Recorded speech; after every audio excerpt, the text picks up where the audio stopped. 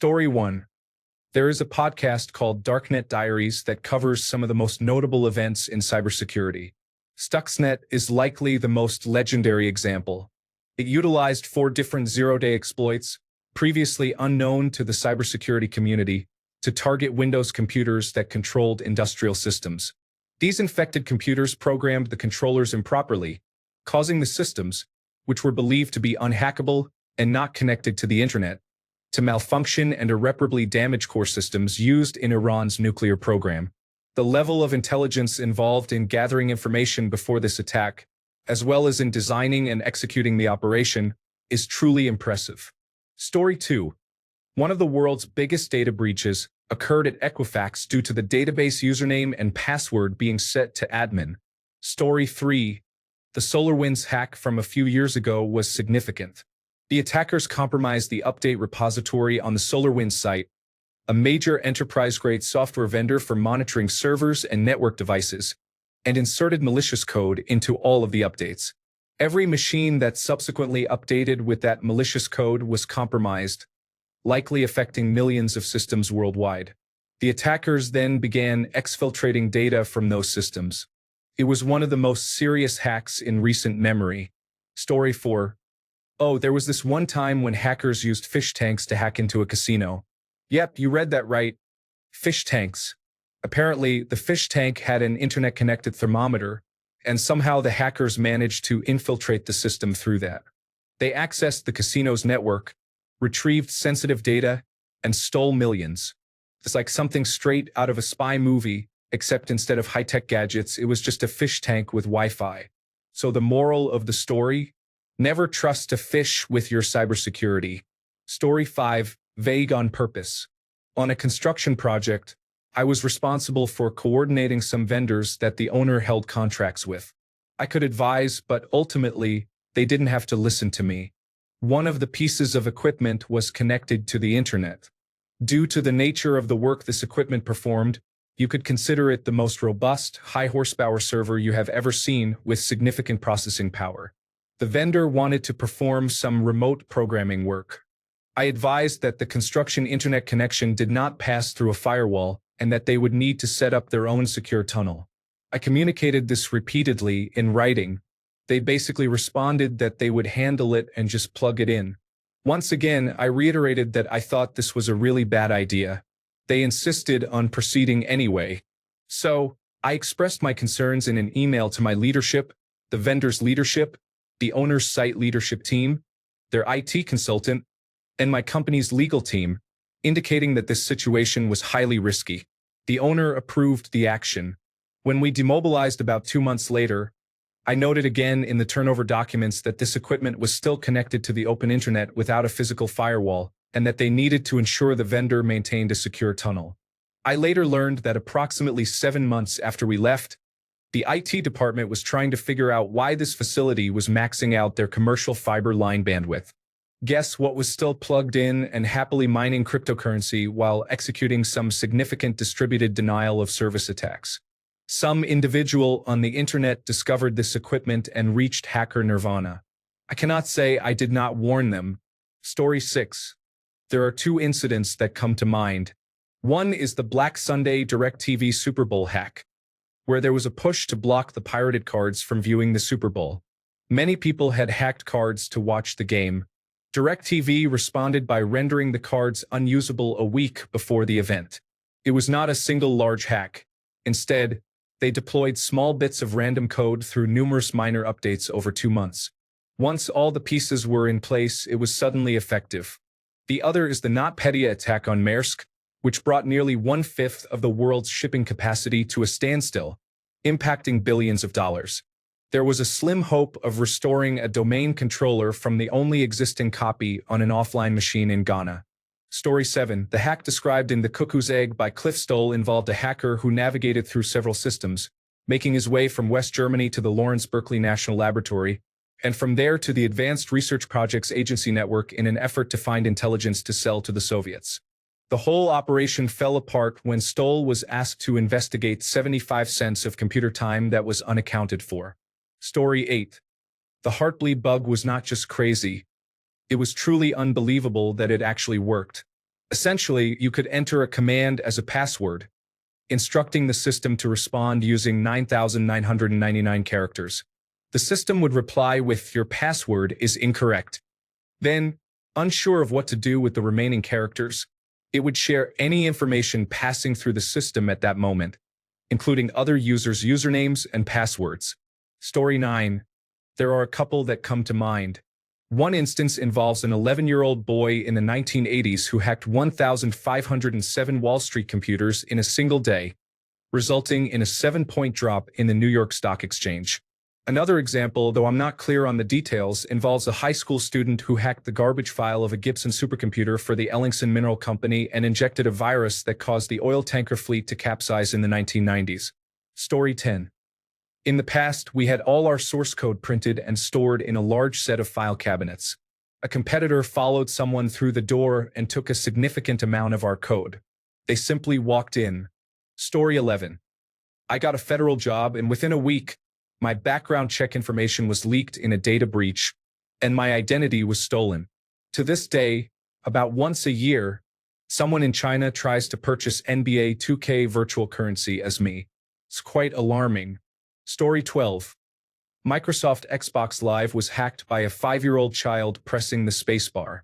Microsoft, that is truly unfortunate. Story 13. In the past, WSFTP stored passwords in the INI file. While they were encrypted, they were also portable. You could copy someone's INI file and gain access to all the hosts for which they saved credentials. Story 14. Honestly, the best hacks happened before cybersecurity.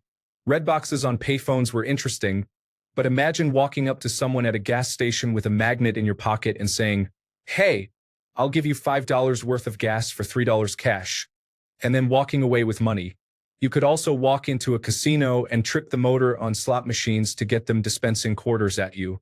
Story 15. Very rarely are there other than laboratory tests. However, the article on air-gap malware is very interesting. It discusses how speakers and microphones in laptops, or power supply frequency fluctuations, can be used to communicate between compromised computers that are not connected to any networks. Story 16. I wouldn't call this a hack, but rather a workaround. It's quite simple. About 20 years ago, I was in the Navy. While on deployment, our internet access was often restricted during sensitive missions. With 6,000 people on a carrier, you don't want anyone violating operational security. Only a select few could access the internet. We figured out how to bypass that. There was some program installed. I forget which one. If you clicked the help button, it opened an Internet Explorer window to the program's website. Suddenly, you could browse the web. As I mentioned, it was a foolish workaround. Story 17. The International Spy Museum has an episode on the Target hack from the incident handler's perspective. I can't find it. Maybe it's on the Darknet Diaries podcast. I believe Red River is the company involved, and the Senate Committee on Commerce had an investigation summary of Target granted network access to a third-party vendor, a small Pennsylvania heating, ventilation, and air conditioning company, which did not adhere to widely accepted information security practices. The vendor's inadequate security allowed the attackers to gain a foothold in Target's network. Target appears to have failed to respond to multiple automated warnings from the company's anti-intrusion software indicating that the attackers were installing malware on Target's system. Attackers who infiltrated Target's network using a vendor credential appear to have successfully moved from less sensitive areas of Target's network to areas storing consumer data, suggesting that Target failed to properly isolate its most sensitive. Story 18. I heard this from the Red Team members at a previous job. It is not code, but it highlights an often overlooked issue that leads to compromised systems. Approximately 80% of compromises occur due to human error or physical access, rather than specific vulnerabilities. Among the services offered by the company was penetration testing, which included on-site visits. The team would visit a site and access the Network Operations Center, which featured large, imposing doors and an advanced security system.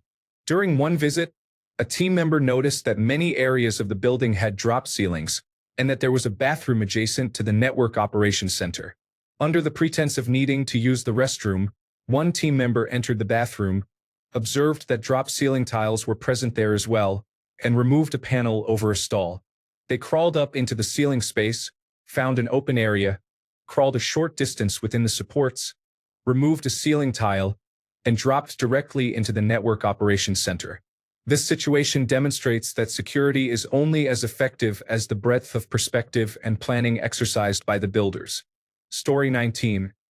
NotPetya in 2017 crippled ports, paralyzed corporations, and froze government agencies with a single piece of code. Disguised as a variant of ransomware, it was actually destructive malware designed to cause maximum damage rather than traditional ransomware. It spread rapidly and globally, primarily targeting systems in Ukraine while also affecting numerous organizations worldwide. NotPetya utilized the Eternal Blue exploit, which targeted vulnerabilities in older versions of Microsoft Windows and incorporated Mimikatz to extract credentials and escalate privileges, allowing it to spread laterally across networks. The attack started from the servers of MEDOC, a Ukrainian tax accounting software, and quickly infected thousands of computers. Unlike typical ransomware, NotPetya did not offer a means for data recovery even if the ransom was paid, making it a wiper rather than ransomware. This malware encrypted entire hard disks, rendering infected Windows computers unusable and causing an estimated $10 billion in damages globally, with Maersk alone suffering losses of $250 million to $300 million. Story 20. LastPass has experienced significant breaches, with the one in 2022 being particularly alarming. One of their senior developers was targeted by a hacking group that discovered he was using an outdated version of Plex on his home network. They exploited Plex to gain access to his network and install a keylogger on his workstation. When he logged into his work accounts, the keylogger transmitted his credentials to the hackers. They were able to mine LastPass's cloud storage for at least 2 months and obtain a substantial amount of client data. The situation worsened due to LastPass's inadequate security measures. The encryption on customer data was weak and incomplete, allowing the hackers to identify accounts with cryptocurrency seed phrases stored in their encrypted notes. The hackers have been gradually breaking that encryption and using the results to steal entire wallets. Reports indicate that hundreds of millions of dollars have been stolen thus far. Story 21. I was able to see upcoming changes to the website by going to index2.html instead of index.html. It was in 2007 on a car page that had a forum. I was frustrating the site owner by predicting the new content until I confessed, and they changed their methods. I also tried index3.html, but it responded with "nice try." After that, I found another web page with index_test.html, but it contained old content. Story 22. Stuxnet was one of the most notable examples because it turned mechanical errors into physical harm that could have killed or harmed people. But I guess that wasn't cybersecurity. It was just infiltration and sabotage. Story 23. I have always found phone phreakers like Captain Crunch to be quite intriguing. They used sounds to hack phone systems as a hobby. They discovered a misconfigured teletype switch in Canada, which allowed them to call simultaneously and create a primitive conference call system for communication. Story 24. In middle school, I had a great experience. My friends and I had a period dedicated to assisting in the computer lab instead of attending a regular class. During that period and at lunch, we spent our time in the computer lab without supervision. The computer lab teacher essentially allowed us to be her technical support for the school. We would visit different classrooms, map network drives, clone images, replace hard drives, and set up their television systems. But mainly, we played the classic Grand Theft Auto game. We were given too much freedom. I had full access to the school's website from home, which was created using Microsoft FrontPage. One day, a student who helped with the library's computer discovered a file containing all the locker combinations, which was right on the desktop.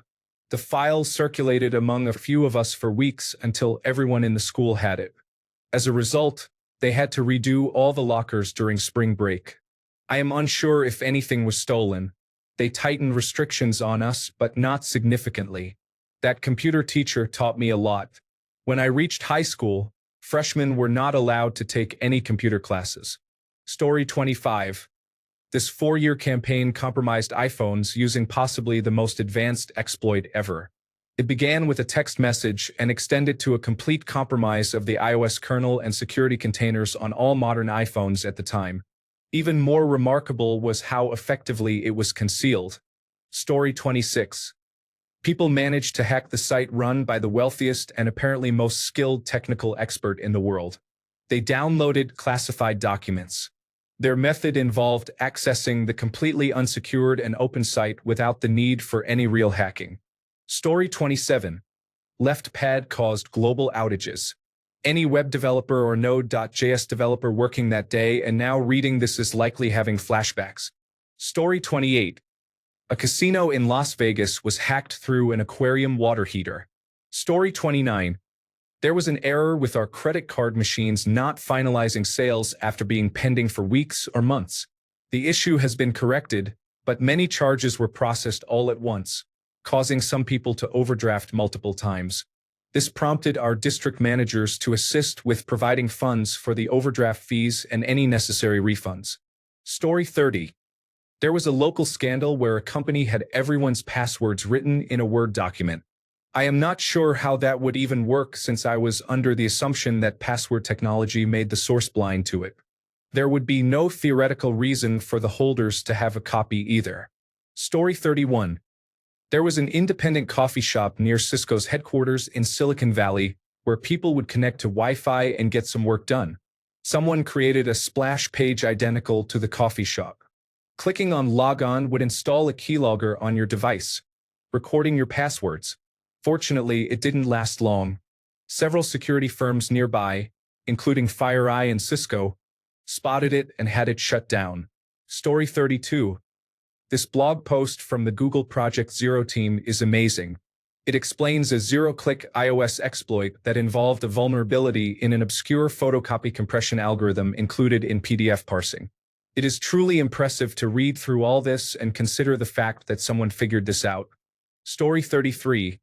My wife asked me to book her a lab appointment in Alberta, but I couldn't figure out her password. I called the help desk. Without any proof of authorization, the elderly lady answering the phone reset the password and provided it to me. She suggested I do what she does with her password. Write it down and place it under my mousepad. Cybersecurity seems quite lax in Alberta. Story 34. On June 11, 1993, a single rogue systems engineer executed a catastrophic cyber attack against a high-profile research facility, exploiting glaring weaknesses in its security infrastructure. Despite the organization's cutting-edge advancements, its digital defenses were alarmingly inadequate, overly centralized, reliant on a proprietary Unix-based interface with an outdated graphical user interface, and lacking even basic multi-factor authentication. The attacker, leveraging full administrative access, executed a simple yet devastating command sequence that disabled critical safety systems, unlocked restricted zones, and left facility personnel powerless to regain control. Forensic analysis revealed that the breach was not a sophisticated operation but an exploitation of fundamental oversights.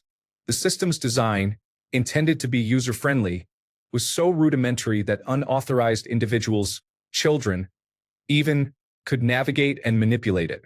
With no fail-safes in place, the attack triggered a catastrophic chain reaction, resulting in mass casualties, total asset loss, and the complete abandonment of the facility. The corporation behind the project, InGen, never recovered. The event remains a textbook example of how a single bad actor, combined with poor cybersecurity practices, can bring down even the most ambitious operations. Story 35. I would say when Felonia gained access to all of our data through government systems. Yes, it is the worst breach so far. Story 36. Max Headroom may not be too crazy from a technical perspective, but it is definitely bizarre. In 1987, someone hacked the television airwaves in Chicago and broadcast themselves wearing a mask and behaving strangely. It was like a bizarre social media video appearing on your TV while watching a streaming service. The individual responsible has never been identified. Story 37. I always find it amusing how many early hacking stories revolve around the theme of simply walking in and acting as if one belonged there. One famous instance involves a competition in which a participant reportedly won by entering a building, paying a janitor to unlock the server room, and unplugging the server. Story 38. My company wouldn't allow changes to the desktop wallpaper, so I figured I could use the registry editor to find the key value for the wallpaper location. I went up a few levels in the folder structure to locate one I owned, and from that dialog, I applied extensive inherited permissions to all keys below it. This changed the ownership of the wallpaper key, allowing me to change the location after a restart since the policy objects no longer had ownership. Although this broke several things, it worked for our purpose. Story 39. One of the most significant hacks was the 2013 Target data breach. Hackers gained access through the credentials of an HVAC contractor, which had access to Target's network. From there, they installed malware on point-of-sale systems and stole 40 million credit card numbers. The most alarming part was that the breach went undetected for weeks, despite security tools flagging suspicious activity. Story 40. The scariest situation I witnessed was social engineering at its finest. A woman called IT, pretending to be me, crying about her child being in the hospital and needing an urgent password reset. They completely believed her. Story 41. My favorite recent case involved a ransomware gang that encrypted their victims' data using a security camera. They infiltrated the network using stolen credentials but discovered that the company's endpoint detection and response system, along with all the patches applied, prevented them from encrypting anything or moving laterally within the network. They explored the network and found an unpatched Internet Protocol camera with a login vulnerability, which they then exploited to connect to various servers and encrypt their data. Another recent case involved ransomware attackers who, upon realizing they could not access their primary target, searched Google Maps for nearby networks, compromised one of them, and used their Wi-Fi connection to infiltrate the target's network. In a separate incident, during a red team exercise, a security firm utilized LinkedIn to identify several employees and sent them inexpensive streaming boxes with offers for 3 months of premium service at no cost.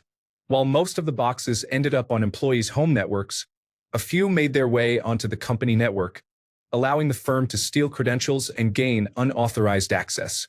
Story 42. I have read articles about security researchers using the heat generated by a central processing unit or graphics processing unit to access data on an air-gapped computer. The specifics were complicated, but the general idea was that an internet-connected computer could be configured to receive data from a non-internet-connected computer by utilizing built-in thermal sensors and varying fake tasks that would generate heat. I also recall something similar involving audio sensors and fan noise. However, I believe these were identified vulnerabilities rather than practical exploits. Story 43. When I was in the Navy, they asked various sailors if they were familiar with Xbox and PlayStation security protocols. They learned that malicious individuals were coordinating over gaming communications and were concerned that ships could be compromised by people chatting while gaming. Story 44. The Bank of Bangladesh hack has raised significant concerns. Authorities intervened and provided insights into the logs. It appears that the hackers may have simulated the attack, as it coincided with weekends and public holidays in Bangladesh, Sri Lanka, and the Philippines. I have much more information to share, but I am bound by a non-disclosure agreement. Story 45. Latin American banking Trojans are quite sophisticated. The same is true for Bendy Bear. Both of these articles are about 5 years old, so modern derivatives are undoubtedly much more advanced. Story 46. Definitely Log4Shell.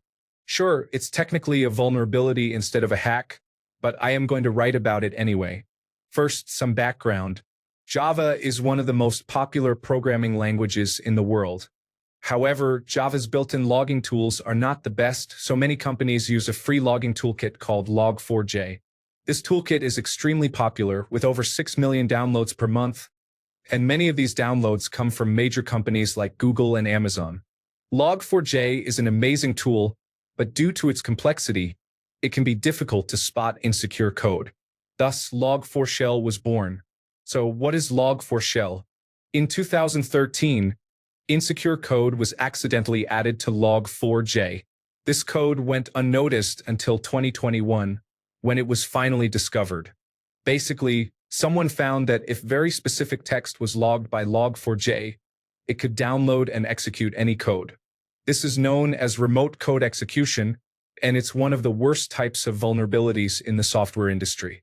Hackers began changing their usernames to this specific text, entering this text as their phone numbers and forms, and trying anything they could to have log4j log the specific text. It was a nightmare for enterprises around the globe. How bad was it? Well, don't take my word for it. Take Jen Easterly, former director of U.S. cybersecurity's word for it. She described the vulnerability as one of the most serious I've seen in my entire career, if not the most serious. Now, pick a random tech company. Was it Apple, Valve, Twitter, Google, Amazon, Microsoft, or Tesla? All of these companies were affected. Some analysts estimate that 93% of enterprise cloud environments were vulnerable. Story 47. Microarchitecture exploitation. The basic idea is to abuse out-of-order execution, where modern central processing units like to assign instructions to cores, even if they are not guaranteed to be executed. Central processing units are so quick at executing these instructions that multiple assembly instructions can execute before the central processing unit realizes these instructions are not supposed to happen, known as transient instructions. Normally, all data manipulated by these transient instructions is rolled back, but if a memory operation occurs within these instructions, it is loaded into the central processing unit cache, which is a type of short-term memory. An attacker can then time cache accesses as a way to leak memory that is otherwise inaccessible by processes in user space.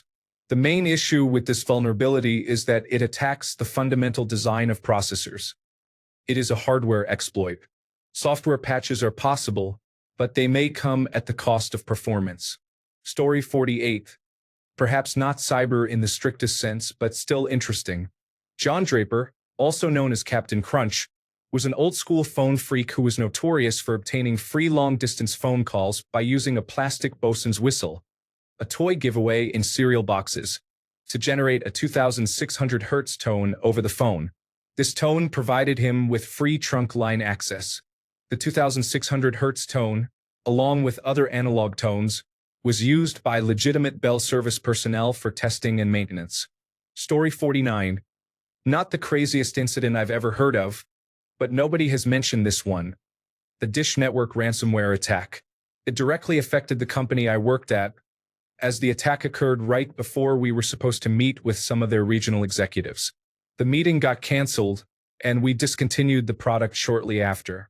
I would appreciate any information anyone might have. From my research, it seems they have been quite non-transparent. Here's what I've heard. I have no idea how the initial breach occurred, but their core on-premises servers were compromised. They had backups, but they were on the same network as their main servers, so when the servers were encrypted, all their backups were encrypted as well. For a period, they switched to using Boost mobile servers and systems to initially get things back online. I would like to get more details on this if anyone has any. Story 50. I have heard a lot, but the best example I have personally seen was from a wealthy individual who lacked technical skills. He often demonstrated his ignorance in technology but found a straightforward way to infiltrate classified systems. He did no reconnaissance work but was able to gain access by bribing a head of state. The most surprising aspect is that it is considered legal. Story 51. The details were not fully disclosed for obvious reasons, but the Bangladesh bank robbery is one of the most complex I have heard of.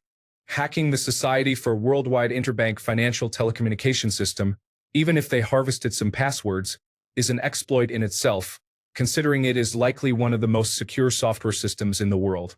Among the changes made was the removal of all prints to send them to a file and avoid detection, as well as planning bank holidays in 2 separate countries to act. They attempted to steal $1 billion and failed mainly due to a spelling mistake in one instruction. In the end, most of the heist failed, and much of the stolen money was recovered. I have heard about it because I work with the Society for Worldwide Interbank Financial Telecommunication System. I can tell you that since then, they have raised their security to a level never seen before in any software I have worked with. This security upgrade is mandatory for all banks in 190 countries and is audited by the Society for Worldwide Interbank Financial Telecommunication System. Story 52. China is selling network hardware at low prices. The call is coming from inside the house. They're here. Story 53. A major retailer did not secure their server rooms, allowing someone to attach a device directly to the server and steal customer information. Story 54. Years ago, a hacker named ZeroCool shut down 1,507 computer systems, causing a 7-point drop in the New York Stock Exchange. Apparently, security was quite relaxed back then. Story 55. ZeroCool crashed 1,507 computers in one day, marking the biggest crash in history. This event was featured on the front page of the New York Times on August 10, 1988. Story 56. A group of renegade developers shared code on a forum for feedback and discussion, but they neglected to notice that credentials were also included. The company faced significant consequences. Story 57. A Danish man gained access to the Pentagon by guessing the passwords. It doesn't get much crazier, but I'm not sure it counts as hacking. Story 58. Here was a fun incident that affected universities and large scientific systems around 20 years ago. Major universities and research institutions relied heavily on Unix and Linux systems and often had lax security measures.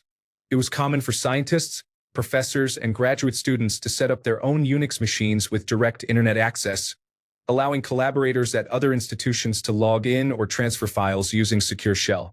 Institutional firewalls tended to be very permissive, as it was not the responsibility of the information technology department to dictate how scientists should conduct their work.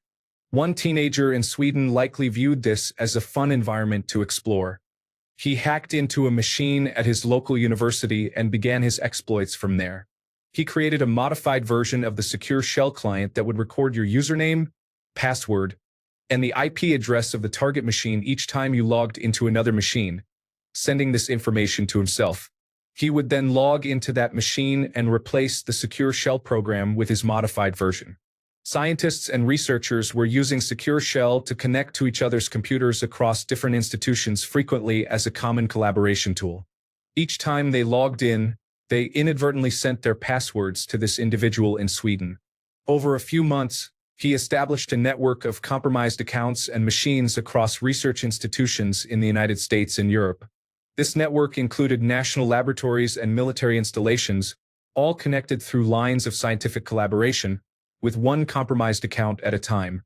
Story 59. More because of the planning and selection of dates and locations to strike. The billion-dollar bank heist in Bangladesh orchestrated by North Korea is an incredible story. I recommend listening to the rest of the Classified podcast on this. Story 60. This actually happened at my sister's workplace. Hackers infiltrated their system through a Bluetooth-enabled water cooler. Who even thinks to secure a water cooler? They used it to spread malware throughout the building's Internet of Things network. Story 61. +1 for the Darknet Diaries podcast. My favorite example is the episode about the Xbox Underground, where kids got their hands on Xbox 360 development kits. They downloaded games before release and even gained access to the game studios that created the official H-64 Apache simulator for the United States Army. It's a great two-part episode. Story 62. Freaking the phone allows you to connect to another dialing system. You can input specific tones to reconnect or access a tone library. Congratulations, you can now call the special phone, pretending to be in a position of power and express a need for immediate attention, or you will activate the emergency protocols. You can even activate a pre-failsafe if you wish, just to demonstrate your seriousness. Story 63. When registering for college, it was going to be the first year using online registration as an option. Normally, registration was done over the phone starting at midnight, resulting in a mad dash to secure the desired classes. Or you could go in person 3 days later and end up with a disorganized schedule and unsatisfactory professors. It turned out they had set up the full registration capability but wouldn't allow us to log in before midnight. However, I discovered that if you logged in through the phone where you couldn't pick any classes, and then logged in on the internet while still connected to the phone, you would be granted access. I successfully booked all my classes, as well as my girlfriend's classes and half of her best friend's classes, before the entire system crashed for several days, delaying the registration process for the entire college. It became a total mess. Despite the chaos, they never reset my class choices or made any accusations. I ended up with an ideal schedule while the other 20,000 students faced a nightmare. Story 64. The chair of my degree program used to conduct physical penetration testing and shared a few stories. One time, he showed up at a site with a sheet of paper that said, "I left my keys at my desk," in Spanish. He held it up to the window, and a member of the cleaning crew just let him in. Lesson: humans are the biggest security weakness. Another time, he bypassed a secure door that required card access by climbing over it through the drop ceiling. Lesson: if the wall the door isn't solid to the actual ceiling, it's not a secure door. Story 65. In the 1990s, mobile voicemail for a specific provider used a separate mobile number. You could call this number to change the person's voicemail message and code. Story 66. I heard about a Korean man who created a type of ransomware that requires achieving a high score in an obscure Japanese game. He even infected himself and had to issue an apology for that mistake. Story 67. Honestly, it's concerning. They entered without clearance and disregarded acceptable procedures and protocols, merely plugging in an insecure server behind all-edge security and began exfiltrating data. It's reminiscent of old social engineering tactics. No one pushed back, assuming they were supposed to be there. Everything they have accessed is now compromised and untrusted, and no one knows exactly what has been affected. Story 68. The Adobe breach was one of the more humorous incidents. Most people know that passwords are not stored in plain text. They are encrypted with a one-way algorithm, so you cannot reverse the resulting string of characters back into the original password. The only process you can use is to take the password provided by the user, run it through the same algorithm, and see if the output matches what is in the database. However, this method is insufficient. If I have a list of common passwords and the algorithm, combined with a list of users and their passwords, I can use basic statistical analysis to break multiple weak passwords at once. Encrypting the password means that everyone who uses the same common password will have identical strings in the database. Therefore, it is essential to salt the password. This involves adding random characters, encrypting them, and storing those characters with the password. While it does not matter if the salt is stored in plain text, some organizations employ two-way encryption on the salt for added security. Now, regarding Adobe, they made several critical mistakes. They stored the passwords using two-way encryption, did not salt the passwords, and allowed users to create password hints that were stored alongside the passwords. The outcome was dubbed the greatest crossword puzzle in the history of the world. Thanks a bunch for sticking around till the end of the video. Remember to subscribe, and until next time, stay awesome and goodbye.